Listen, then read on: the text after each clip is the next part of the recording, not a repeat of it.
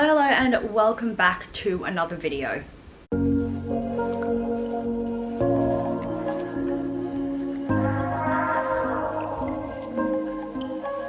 Today's video is about all of the luxury items that I am staying away from. Now, I do want to emphasize that these are the items that I'm staying away from at this particular point in time, so don't come for me when I buy these things how many ever years down the line. First up is designer costume jewelry. Now, I've seen so many people talk about this. If you are someone that likes wearing jewelry, then this is probably something you are definitely at least somewhat aware of. So costume jewelry is basically anything that isn't classified as fine jewelry. And I think a lot of people have this idea of like, oh, if it's Chanel jewelry, it's going to be great. It is still made from a non-precious metal or stone, and it's still going to tarnish, it's still going to discolor, the gems are still going to fall off, yada yada. It doesn't change anything just because it's got Chanel on it. In fact, I feel like it's even worse because you can buy costume jewelry from places like La Visa for $15–20, but when you look at costume jewelry within the luxury world, you could be spending in excess of $1,000 on a piece of jewelry that you can't wear into the shower, that you can't have in contact with chemicals or moisturizers, makeup, perfumes, the whole 9 yards. You also have to keep in mind that one of the primary things that they will tell you when you buy costume jewelry of any sort is don't wear it in the shower, don't wear it when you wash the dishes, don't wear it when you're cleaning. So you're basically spending over $1,000 on a piece of jewelry that you have to take off multiple times per day. And there are definitely certain pieces of jewelry out there that you can't put on yourself. I think I can very safely say with costume jewelry that's definitely not one of the ones I need to be concerned about me buying 5 years down the line. I'm very much a non-costume jewelry type of person. I just have, at this point in my life, an entire collection that is fine jewelry. Number 2 is designer suitcases. Now, I'm sure we've seen all of these everywhere on Pinterest, on Instagram, on TikTok. The influencers that you watch all the time probably have them, and I must admit that there are certain brands that create very nice looking designer suitcases. However, unless I get to a point in my life where I'm flying private, it doesn't matter if you're in economy plus, business or first class, whatever bag you bring on board still has to go into the overhead bin compartment. We've seen how much things in there get rattled around, and at the end of the day, it is purely purchased because of the aesthetic and how it looks, and not because it is any safer or better built than a suitcase that you might find at Strand Bags, for example. Number 3 is micro handbags of any sort, and I'm not talking about the Jacquemus Le Chiquitos that they had.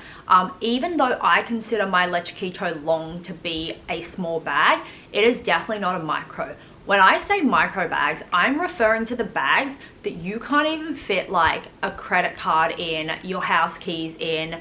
There are definitely bags on the market that you can't even fit a coin in because they literally just look like key rings. And the thing with a lot of designer items, especially bags, is the smaller they get, the larger the price tag for some reason. So some of the price tags on these micro bags that I have seen are astronomical, and I think my fiance would murder me if I ever spent that much money on a bag that could carry nothing. But micro bags are definitely a no for me. Like, what's the point of it? And I definitely know there are people out there who love it, who collect it, but I don't see the point. If I have to purchase a bag and then still bring another bag out, the first bag's purpose was vetoed.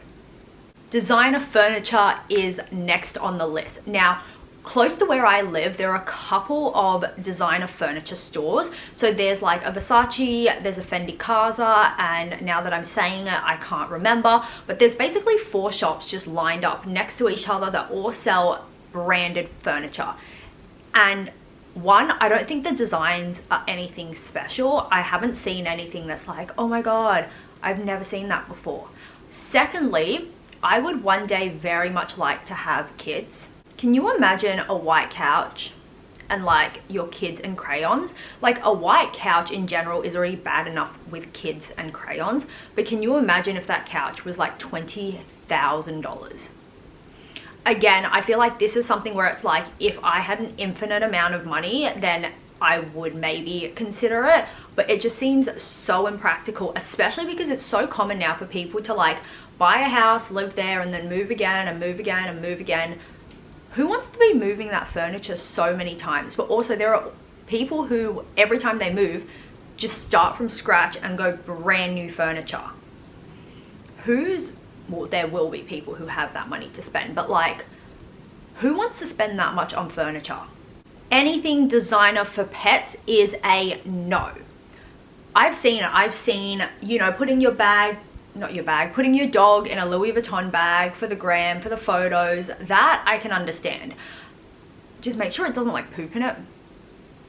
However, what I don't understand is like the collars and the $3,500 carry bags, because I had a dog very briefly as a child and she quite literally ate everything. Like, I feel like if she could have eaten herself, she may have. I'm not going to be spending $650, $700, whatever amount it is on a dog lead for that dog to decide that it wants to chew through it. As a side note, with where I get this reference of animals just eating everything, I may not have a dog right now, but I had 2 rabbits. I've only got 1 now because one of them died, but she literally eats her house. We feed her an ample amount of food, mind you. She's always got pellets, she's always got hay, she gets fresh fruit and vegetables like twice a day, she's got water, and she still chooses to gnaw at her house, the thing that she lives in. I'm not trying to compare pets to children, but the next thing is designer anything for children, especially clothing and shoes. Now, children, one, are always growing. They pretty much grow until they're about like 16. I'm not spending that much money on clothing just for them to wear it for quite literally 1 season and then for it to either sit in a storage room somewhere for the next decade of my life, or I have to go through the effort of trying to put it online to like sell. The second part is kids will get dirty. Like, even girls can still roughhouse. They definitely don't roughhouse as badly as like boys do, but girls can still roughhouse. And I would rather just buy clothes for my kids that were cheaper and then not get upset when they get it dirty, because kids will. And I'm definitely going to be that parent where like I've got like nicer clothes and I'm more put together, and by all means I would definitely buy nicer pieces for my kids to wear on special occasions, but they don't need to be in a $400 t-shirt when they go to like daycare. Designer swimwear. I own 1 piece of designer swimwear, and honestly, compared to the likes of Louis Vuitton, it was significantly cheaper. It is a Camilla piece. I'm actually going to see if I can find it. I did find it. So this is the Camilla piece in question. It is a 2-piece, so that's obviously the top part, and then this is the bottom. If you look nice and close, there's so many like rhinestones and bits and pieces throughout it. When I purchased this, I did cut off the care tag, but it literally says do not get in salt water. What's the point of a bikini if it can't come in contact with salt water? I think that probably defeats the purpose of it. That being said, I don't think I've ever gotten this like wet in a pool. I think the closest this has come to getting wet was like when Bubs and I went to Brisbane a couple years earlier, and I wore it like poolside. Aside from the fact that I'm not a big swimmer like in general,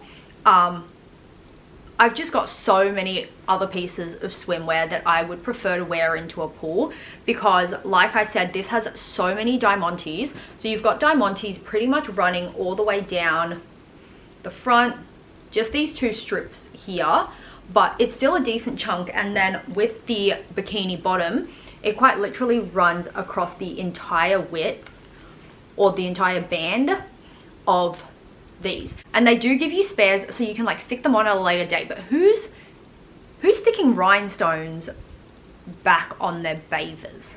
So that was a very, very quick crash course in all the luxury items that I am staying away from. Like I said, if you find me buying any of these things in a couple of years time or even a couple of months time, please don't kill me.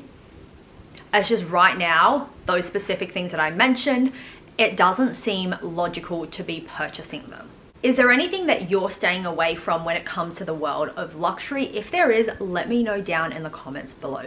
Thank you so much for watching and enjoy the rest of your day wherever you are. Bye!